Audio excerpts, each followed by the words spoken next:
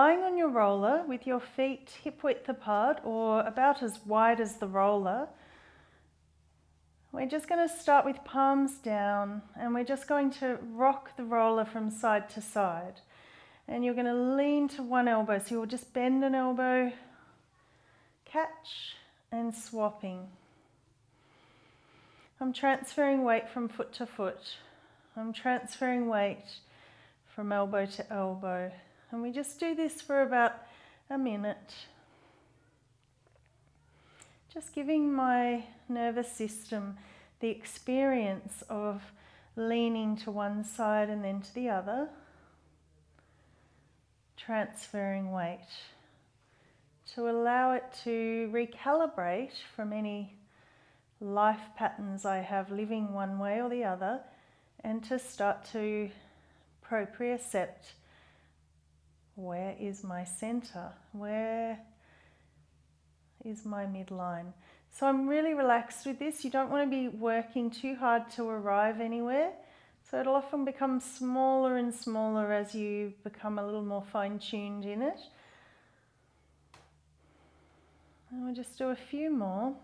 It's as though I'm glued to the roller and I'm moving with the roller. So as the roller turns, everything goes. Head will come with me, pelvis comes with me, ribs come with me for the ride. And then we're just going to come back to center, and you're going to bring your fingertips to touch, and they're going to come to find the pubic bone, the hard bone right at the base of the pelvis, the heel of the hands to the hips. And we're just going to rock into a flat back and back to the base of the sacrum or the tail. And I want you to just keep doing that. It's a gentle rocking of the pelvis. And try not to use your bottom or your legs or your feet. Can we start to wake up the deep core muscles, taking you into that flat back and back to the tail? And then bring your hands to your ribs, and we're going to go into a flat back, and I want you to spend a moment dropping the spine between the ribs down onto the roller. So I'm in a flat back, and I'm encouraging the drop down through this mid back, the spine between my shoulders all the way down to the base of the breastbone, and then maintaining that, you come back to tail, and we go again. So my movement might be smaller in the pelvis this time round. I have to release through back to sink the bones of the breastplate, the spine, the ribs. Trying not to be in a hurry to get anywhere with my pelvis, but rather feel that positioning. You can use your hands to really assist those ribs down and in. And then keeping them there to bring the tail back, and just do a couple more. And then we're going to breathe. So I'd like you to place, actually, if we come back to the tail as best you can, keeping those ribs grounded without too much tension. Now we're going to take one hand to belly, one hand to chest for the breathing. So you're going to breathe up into two hands. And then breathing out, emptying underneath two hands. This time as you breathe up into them, evenly timing that inhale and that rise of the chest and the belly. And exhaling, trying to time the fall of the chest and the belly nice and even. And then is it possible to breathe behind those hands? So breathing into the back and the front. And breathing out. It's as though I'm expanding myself wider and broader from front to back. And breathing out. Just lengthening the breath. Last one.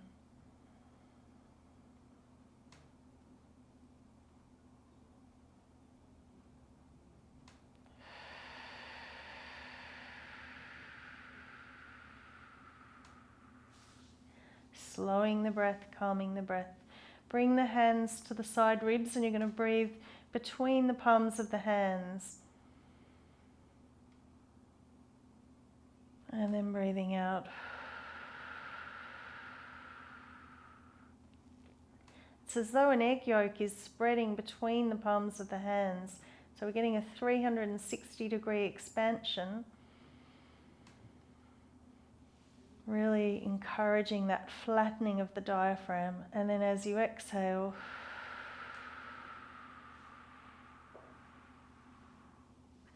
feeling the emptying.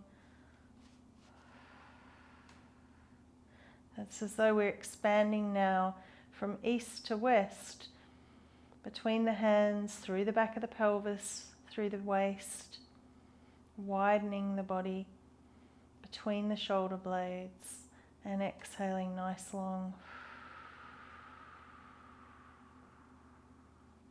One more. Just keep breathing with your breath timing. You don't need to stay with me. Once you know what we're doing, just continue with your breath. And breathing out.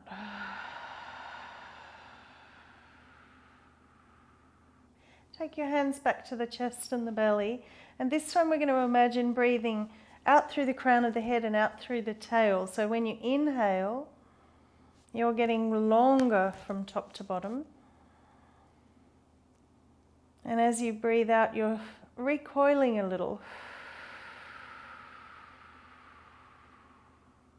And then take that into a six-sided breath, like you're a shape with a front and a back, two sides, a top and a bottom.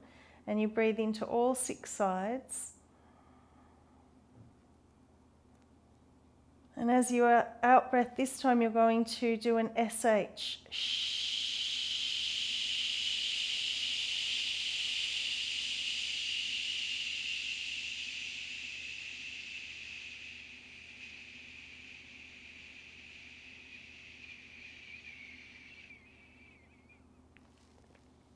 Inhale to your six sides. The second sound is SE, like an angry snake hissing.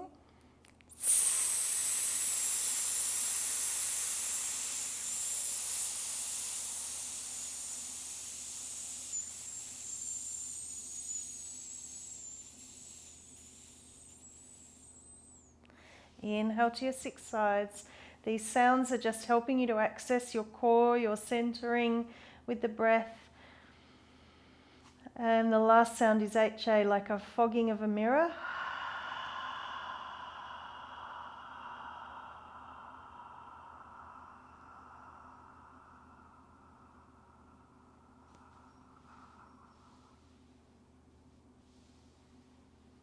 Shrinking in from all six sides. Last time you take an inhale breath, pick your favorite sound. No right or wrong answer for that. And if you're not sure, just pick a sound. So breathing out.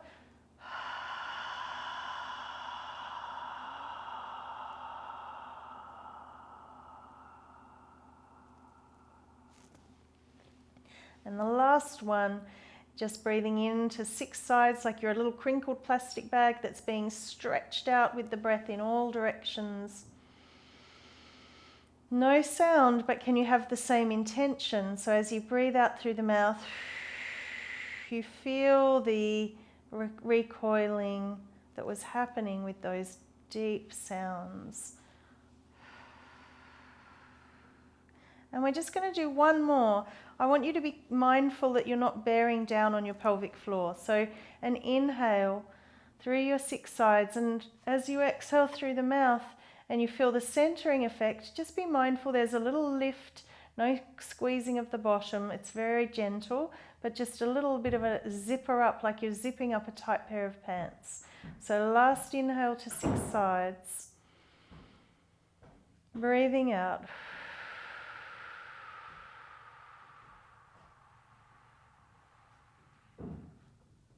Like you could gently lift the floor of your box up.